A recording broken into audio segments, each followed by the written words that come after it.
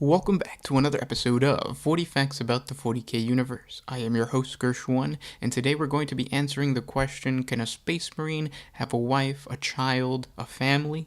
If you're new to the channel, subscribe. We post Warhammer 40K lore videos every single day. Thank our patrons on Patreon. It is because of them that we can do this. Link in the description if you guys want to support us. But with that said, let's answer the question, can a Space Marine have a family? The average Space Marine will not, and technically can't have a family. They are the Emperor's greatest warriors, and their purpose in life is to kill the enemies of mankind, not to tend to the average experiences of a normal human.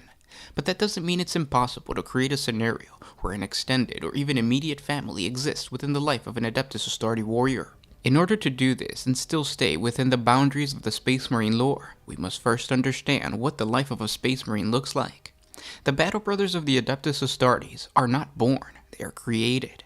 Every Space Marine starts out as a simple human child, usually living amongst the feral tribes on a recruitment world.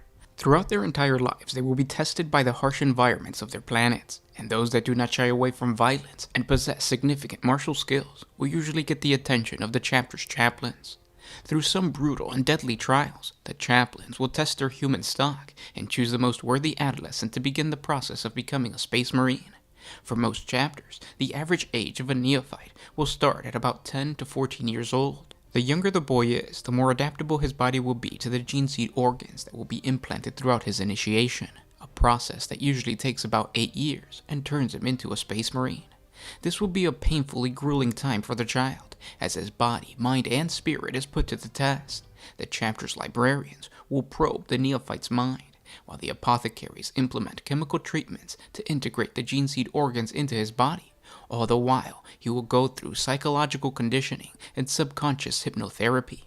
This extreme training will wipe out the child that once existed. Most Space Marines won't even remember their old names, let alone the experiences of their past life.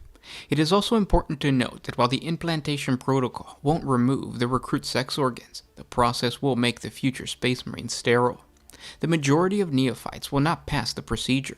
The lucky ones will die, while the others will become chapter serfs, or lobotomized and turned into servitors for the chapter. For those that make it through the process, the end result is a superhuman warrior, untouched by disease, superior to the average man in every standard.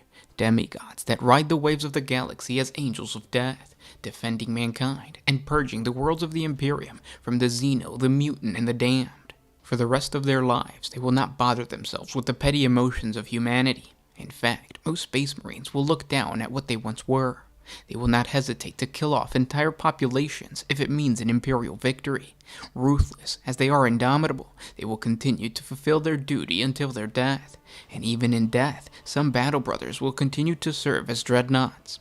Now that we have an overview of a Space Marine's life, understanding why sustaining a family is a senseless pursuit for a Battle Brother, but there have been rare instances when a Space Marine chapter adopts unexpected practices that open up the possibility for a family. The first abnormality comes from the chapters that actually care about humanity, whether it is an ideology that is carried over from the teachings of their Primarch, or they slowly develop a bond with the human populations they protect. These Space Marines see humanity not as weak and pathetic creatures, but as a flock that the Emperor of Mankind tasked them to protect. They value the imperfections of mankind, and understand it is their duty to see humanity prosper. The Salamanders is one of these notoriously caring chapters. There are also those Space Marine chapters that ignore the hands-off approach of governing the planets that are under their protection, and instead take an active role in the bureaucratic procedures of their worlds. Usually high-ranking Battle Brothers act not only as commanders of their chapter, but also take on the titles of planetary governors. They have open communication with the people of their worlds and develop relationships with the heads of the important households. They even attend social gatherings and act with basic human formalities to connect with these people. And if they adopt these prescribed roles to seem more bureaucratic, then it is safe to say that some Space Marines might even take on a wife as an act of formality, much like politicians of today's time present themselves as proper husbands and fathers. The White Consuls is one of these chapters that has a direct link to their charges, going so far to create 2 chapter masters, one that can handle the prosecutions of war, and the other to properly govern its people. In these situations, the people of the planet idolize the Astartes and view them as we would view celebrities. There are also those Space Marine chapters that do not fully erase the memories of their recruits, and instead allow the family and tribal bonds of their past to remain even after they have become full-fledged battle brothers. The Sons of Dorn chapter goes so far as to recruit from the same family line and permit those households to track their sons' achievements. When battle brothers return to their ancestral homes, they are greeted with parades and celebrations.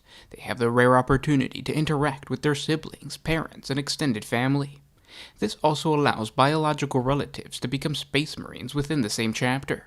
While this is technically the battle brothers' family, there is also another way a Space Marine can have a wife and kids. Some chapters prefer to recruit from a much older stock. While it is more likely that the neophyte's body will reject the gene seed organs and cause a greater number of painful deaths amongst the recruits, it does allow a future Space Marine to start a family before they begin their transformation process, and once they become full-fledged battle brothers, they have a child and a spouse waiting for them in the other end. By raising the age of a neophyte and allowing a Space Marine to have a wife and kids, it opens up the creative possibilities to write unique scenarios that the average battle brother just wouldn't have. For example, if the chaplains are scouting for teenage fathers, they can create trials that test the young father's ability to protect his family. Perhaps the aspirant must track down the whereabouts of a missing child, or rescue the entire family from a Xeno raider. An unarmed Space Marine may even challenge a neophyte to a trial by combat for the life of his wife, or a chaplain watches as a young warrior defends his ancestral home from invading human tribes. If the neophyte can protect his family, he will be rescued by the chaplain. The tone of the trial can also be way more grimdark, and part of the ritual for the neophyte is to murder his wife or kids as a representation that he is willing to cast aside all familial ties in order to serve the Sky Warriors. Another challenge created by this scenario that can spark creative stories is the fact that a Space Marine lives a lot longer than a simple human. An astarte would have to see his family grow old and eventually die before they even see signs of aging. A Space Marine's father may return to his home planet to visit his elderly son and sit down to have his last meal before his child dies. It's easy to imagine an astarte bringing back trophies of war to decorate his ancestral home, and by painting this bond between the astarte and his family, it gives the Space Marine purpose outside of simply being warriors of the Emperor. Perhaps the chapter's tradition is to turn the family of the astarte into chapter serfs, where they tend to their father or husband like any other chapter serf would. But if the fortress monastery ever got attacked, the Space Marines would have a more relatable reason to defend their fortress.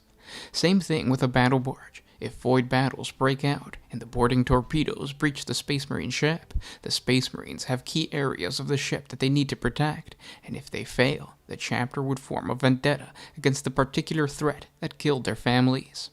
Also keep in mind that although a Space Marine can retain his memories, the man he once was will dramatically change after the process of becoming a Space Marine. In a way, the boy must die in order for the superhuman warrior to rise. How that would affect the relationship between the astarte and the family can vary greatly. Perhaps a part of the chapter's belief is that a Space Marine must learn to let go of the ones he loves in order to better serve the Imperium of Man. And leaving his family behind as he goes on crusade is a major milestone for all scouts of the chapter. Space Marines with family ties also create the possibility for conflict between the family and the chapter. For example, if the astarte comes from nobility and their family has political power, the family might try to use the superhuman powers of the Space Marines to better their standing in Imperial society. And the chapter has to teach the new battle brother that he must overcome these human flaws and focus on his duty, ignoring the family ties. Since we're on the topic of a Space Marine family, the question of a relationship between a Sister of Battle and a Space Marine is going to inevitably come up. And unfortunately, this type of relationship would require a lot of lore bending to make it work. A Sister of Battle takes on a vow of purity, and much like a Space Marine, her purpose in life is to serve the Emperor of mankind, and so she casts aside a normal human life to dedicate herself to the protection of the Imperial Creed. Unlike a Space Marine, however, she is not sterile, and so the temptations will always exist in her mind. In order to make this work, a Sister of Battle would need a reason to be on a Space Marine recruitment world and meet an aspirant before his trials begin. We can go through a couple scenarios where this could happen. First of all, we need to understand that there are other orders within the Adeptus Sororitas that aren't just militant orders, such as the Order Hospitaller.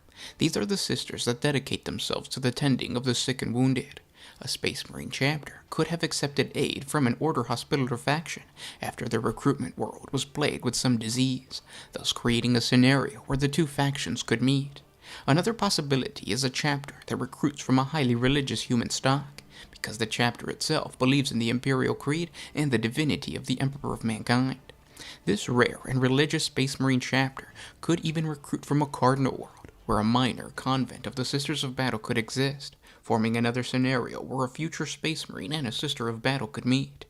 The big flaw to this situation is that the Sister would be breaking her vows to the Emperor of Mankind, an act of heresy in the eyes of the Ecclesiarchy and pretty much all of the Imperium. The important thing to note about what we've talked about so far is that a Space Marine has a very small window of opportunity to have a child. The only way to bypass this is through the blessings of the Chaos Gods. Although there are no references in the lore to this heretical act, it can be theorized that a Chaos Space Marine dedicated to the Prince of Pleasure, Slanesh, or the Changer of Ways, Siege, could receive a blessing that allows him to father a child. There is no doubt that this Chaos baby would be twisted and warped by the powers of the Chaos Gods that even allowed such an abomination to exist, but it serves the sinister purpose of defiling the sacred biology of a Space Marine created by the Emperor of Mankind. This type of blessing should be extremely rare. Chaos warbands of the past have performed many sick and twisted actions to create more of their kind, such as the Demon Kulaba, where the Iron Warriors implanted adolescent slaves into the bodies of mutated women and injected stolen Imperial Fist gene seed into the neophytes, creating new Chaos Space Marines. If a warband had to go through this much trouble to generate more of their kind, it can be concluded that the Chaos Gods would much rather corrupt Space Marine than allow them to have children. But as one can see, through all of these scenarios, a Space Marine can have a wife, a kids, or even an extended family. How one flavors the situation is completely dependent on the story that you're trying to tell.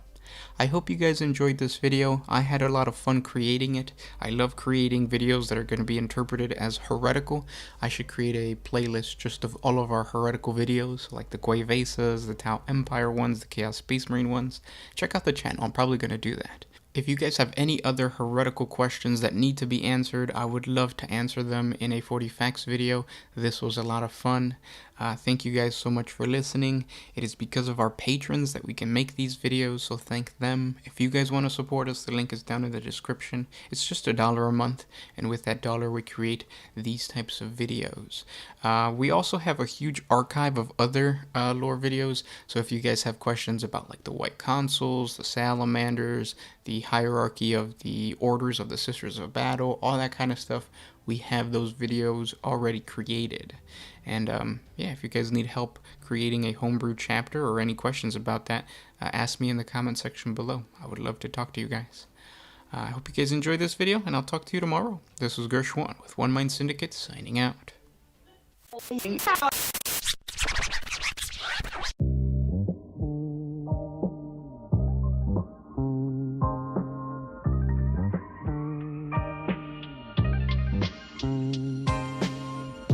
Always used to put my freedom first in any situation.